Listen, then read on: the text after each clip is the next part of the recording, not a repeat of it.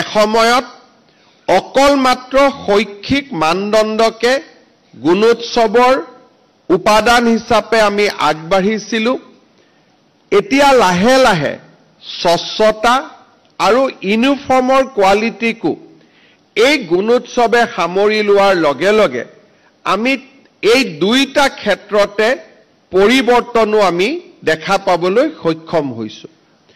প্ৰতি বছৰে যেতিয়া ৰাজ্যখনত ঐক্য সাজ বা ইউনিফৰ্ম বিতৰণ কৰা হয়, প্ৰতি বছৰে বাতৰি কাকতসমূহৰ মাজৰ পৃষ্ঠাসমূহত এই ঐক্য সাজৰ গুণগত মানদণ্ডলৈ আলোচনা হয়, সামাজিক মাধ্যমতো আলোচনা হয়।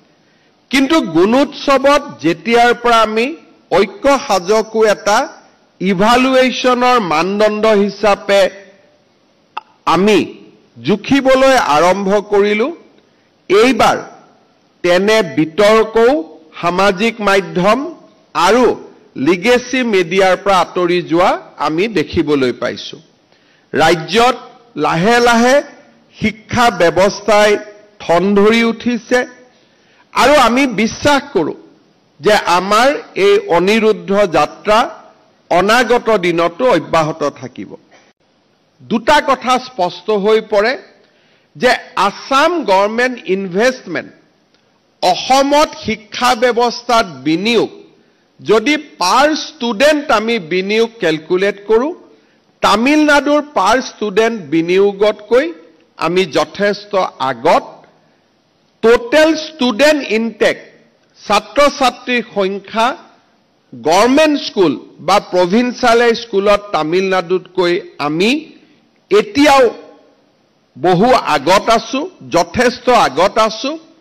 আৰু নাম্বাৰ অফ স্কুল আমি যথেষ্ট আগত আছোঁ।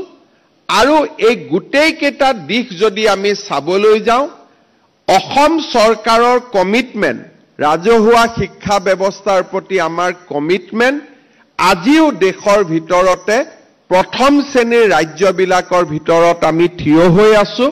আৰু সেয়েহে মই নিশ্চিতভাৱে ক'ব পাৰোঁ যে আমাৰ ৰাজহুৱা খণ্ডৰ শিক্ষানুষ্ঠানবিলাকৰ ভৱিষ্যত অত্যন্ত উজ্জ্বল আৰু অনাগত দিনত আজিতকৈও ই অধিক উজ্জ্বল হ'ব, তাক আমি নিশ্চিতভাৱে আশা কৰিব পাৰোঁ।